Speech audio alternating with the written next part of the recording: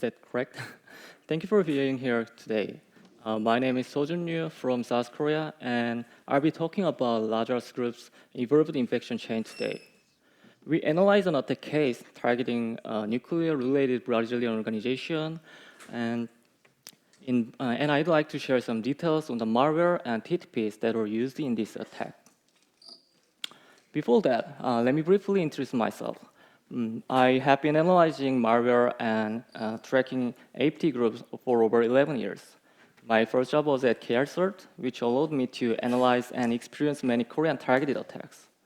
Now I work as a security researcher in the Global Research and Analysis team at Kaspersky, tracking advanced APT groups. This is my third time to presenting at the conference hosted by KrCERT. I'm very grateful to the organizers for giving me the opportunity to speak here once again.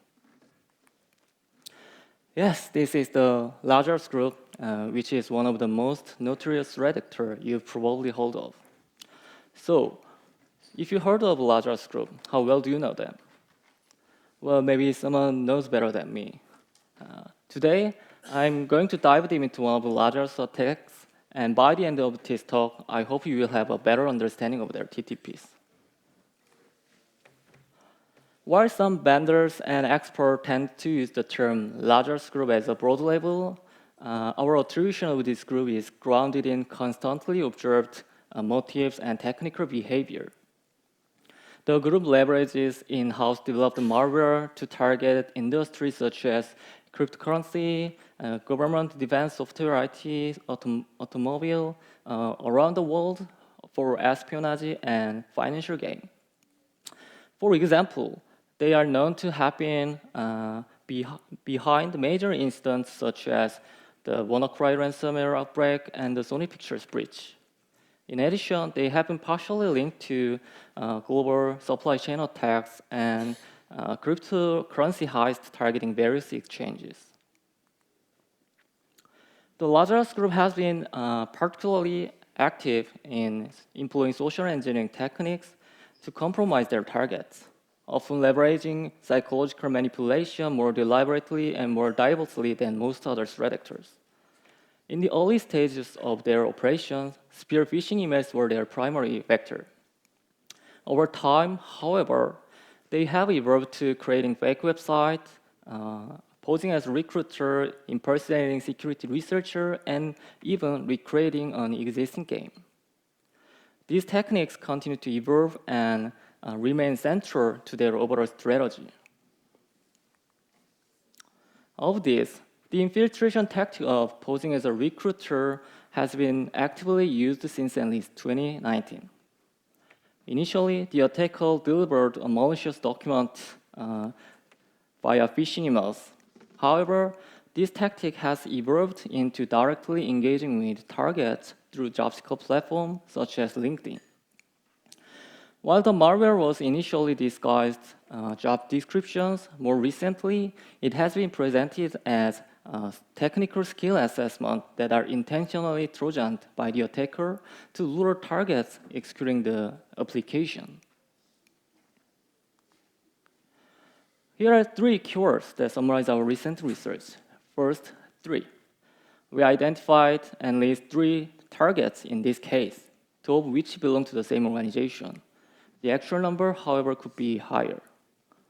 Second, skill assessment. The attacker persuaded the target to run a malicious VNC application under the guise of skill assessment. Last, 15. That's the number of distinct malware families we identified during this investigation. Remarkably, all were used against a single organization.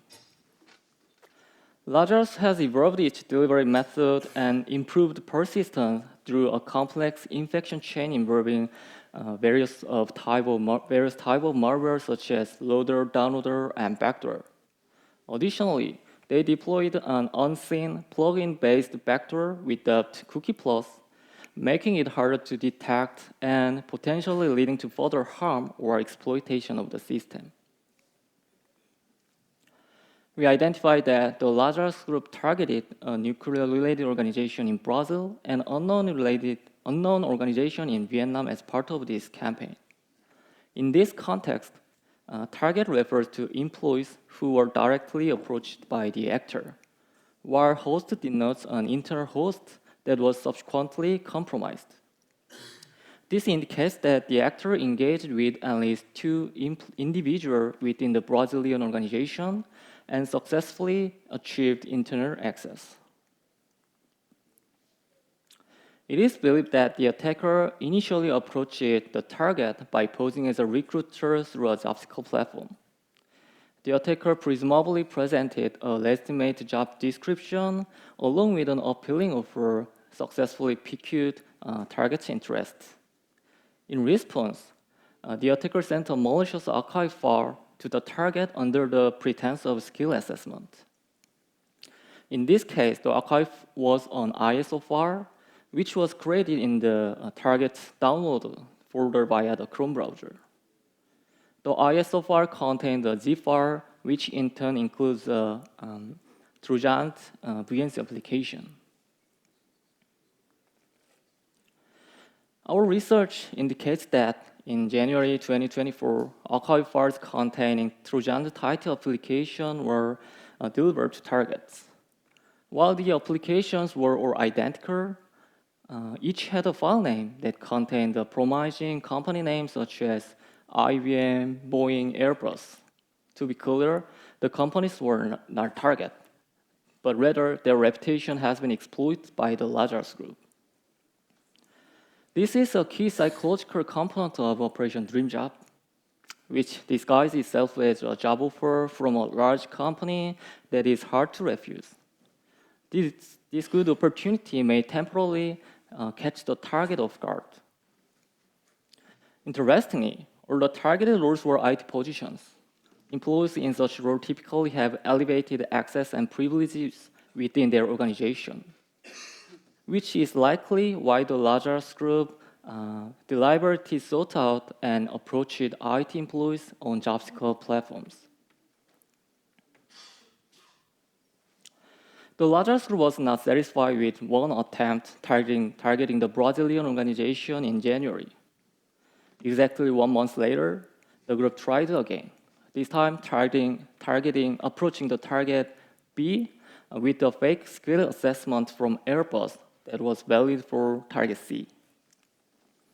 To increase the likelihood of success, at least 2 archive files were delivered to the target during the second attempt. This reflects a common trait of LPD groups, persistence. In this case, the actor targeted multiple employees within a single organization over a 2-month period, despite the initial failure in pursuit of their specific objective. 2 types of VNC application were used in this case. The first is Trojan tight VNC application, and the second is DLL side loading via Ultra VNC, legitimate Ultra VNC. Both types are accompanied by readme.txt file that contains the host IP address and password instructing the target to launch the VNC application and connect to the provided host. In the case of type 1, the malicious code is executed by entering the given IP address and pressing the connect button. While in the case of type 2, the malicious vnclang.dll file is sideloaded immediately upon execution. Yes, they ended up running the VNC applications and the malware was executed. For target in Vietnam, the submission to multi-scanner platform was made around 11 a.m. local time. For the targets in Brazil, the malware was also delivered during busy morning hours.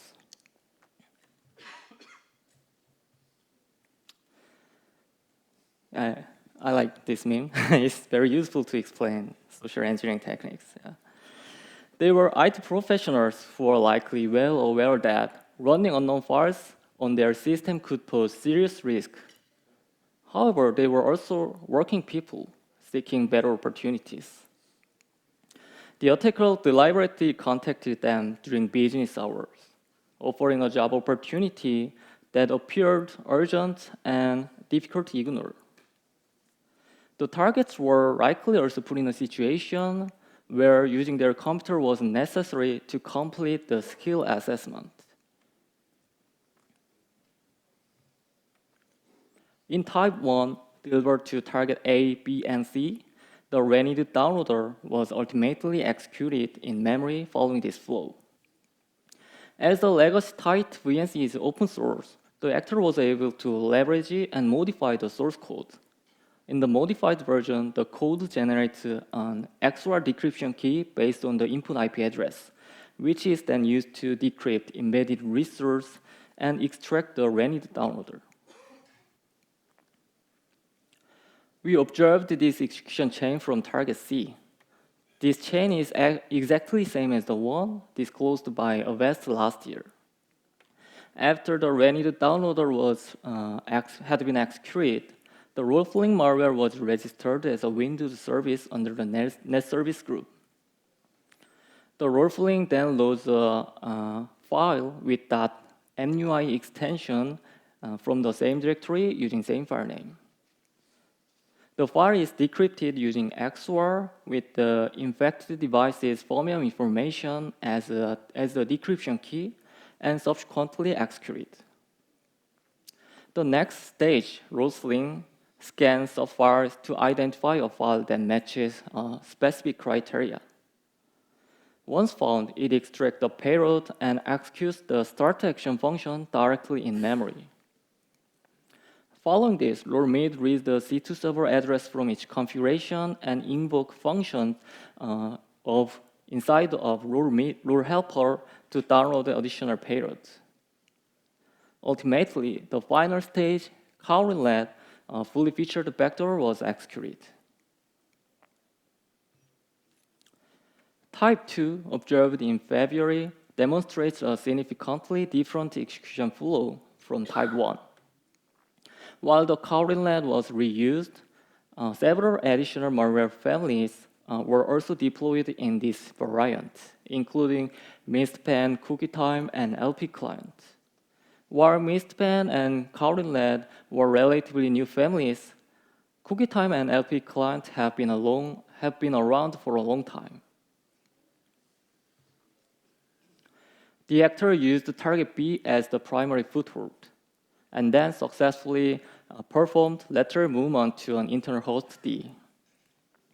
Although the exact method of movement is unclear, past instance involving Lazarus group suggests that the group had been previously deployed CookieTime to other systems on the network via Windows admin share over SMB. On the host D, the actor configured CookieTime to be side-loaded via the startup path, and also deployed LP client as seen on target B. Additionally, CookieTime was also registered as a Windows service to ensure persistence. The timeline is as follows.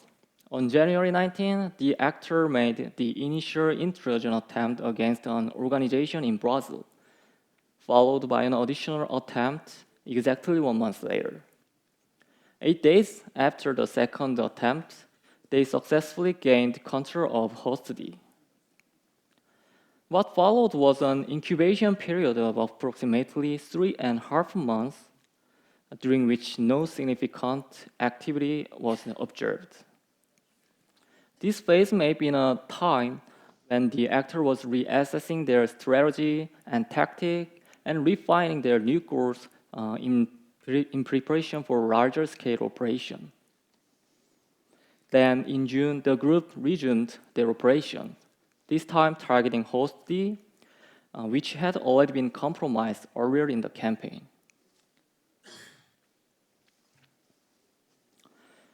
The infection chain observed since June has become significantly more complex, with activities centered around CookieTime, which had previously been registered as a Windows service. The operation can be broken down into 4 distinct execution chains: LP client, caramel loader, service changer, and CookieTime, resulting in the execution of Cookie Plus, which appears to be the final payload. These chains were executed using a variety of loading techniques, including in-memory execution, service-based persistence, and DLL-side loading respectively. Cookie time is malware used by Lazarus Group since at least 2022, known for its ability to receive additional commands via steganography technique. In this attack, cookie time served as both persistent mechanism and primary entry point. The actor relied heavily on it to download additional payload, employing various loading techniques to execute it across the environment. As shown here, cookie time was installed through various methods in this attack. Notably, the malware's entry point differ depending on the execution method, such as init thread, service main, or DLL main function. LP client, which was loaded by cookie time, is also legacy malware that has been used since at least 2020. The Lazarus Group has employed this malware across various campaigns and clusters to profile infected systems and fetch additional payloads. In this campaign, a relatively recently updated version was observed. However, given that it was not used as extensively as other malware families, it is likely that its primary purpose was system profiling. Caramel loader is malware we identified and named during this investigation. It has been in use since at least 2024. It used the path parameter as a key to decrypt embedded resource data using the CHA-20 algorithm, and then loads the decrypted payload directly into memory. In this campaign, it was used to load both cookie time and cookie plus. Additionally, in other attack cases, it was also observed loading forest tiger malware, suggesting its reuse across multiple malware families. Service changer is another malware family that has been in use since at least 2024. It is executed in memory and is designed to sideload a malicious DLL through a legitimate service. The malware contains an embedded loader, payload, and configuration within its resource, all of which are decrypted and written as separate files during execution. In this campaign, the legitimate SSH agent service was abused to sideload a malicious libcrypto.dll, ultimately leading to the execution of cookie plus as the final payloads. Upon execution, service changer extracts the loader, payload, and configuration embedded in its resource section and write each of them to separate file paths.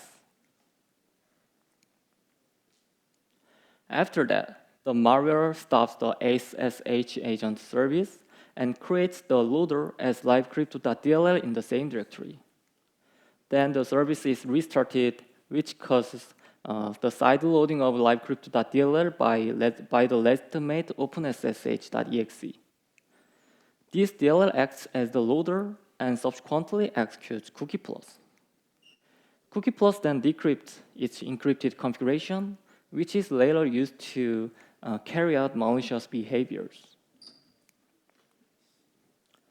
Cookie plus is newly identified malware first documented by us.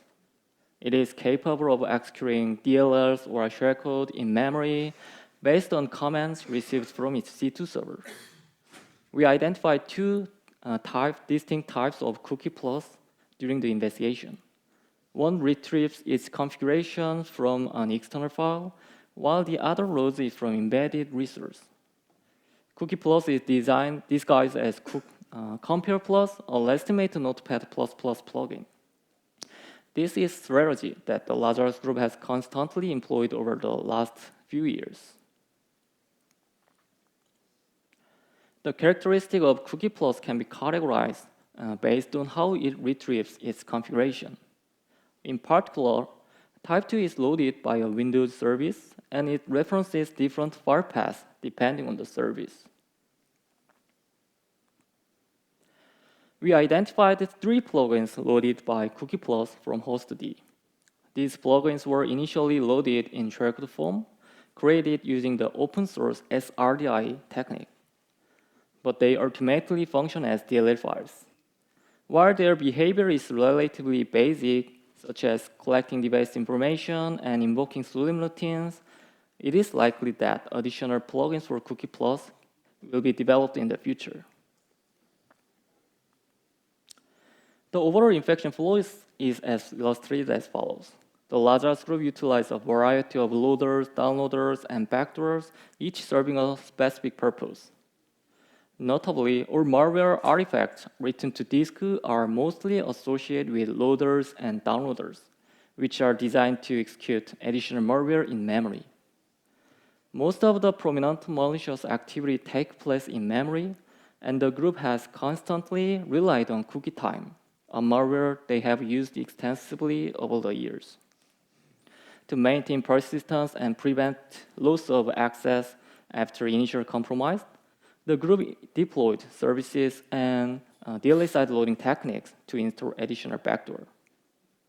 However, these components are also loaders or downloaders, while the main payload, such as Cookie Plus, are stored in an encrypted form on disk. As the full infection structure reveals, they made significantly effort to ultimately deploy Cookie Plus, which operates entirely in memory. Cookie Plus is a modular remote access Trojan capable of controlling the compromised system via plugins. This complex but purpose-driven structure strongly indicates that the actor has spent the 3.5 dormant period preparing for this phase of the operation. In addition to Caramel Loader, Service Changer, Cookie Plus, the Renit downloader, Rollfling, Rollmid, Cowlinlet, and Mistpan derived from Type 1 were also undocumented malware at the time of the attack. These newly developed tools were employed during initial compromise and early stage to evade detection by security solution. The Lazarus group's ultimate objective was exfiltrate sensitive files stored on host D. They utilized the 2019 version of the WinRAR command line utility to compress key directories with password protection, and then exfiltrate the archive files. This indicates that the actor is more trusting and familiar with the past version they've been using, rather than adopting the latest version. Interestingly, the password used for compression in this case had also been observed in previous attacks. According to a 2020 report by HBS Consulting and our own 2022 research, the same password 1Q2W3E4 was reused. In both cases, the actor employed the same compression mode and split the archive into the same 2 GB volumes. Most of the malware C2 servers were identified as compromised legitimate WordPress sites. The Lazarus group has constantly exploited vulnerable WordPress sites as C2 infrastructure over the past several years.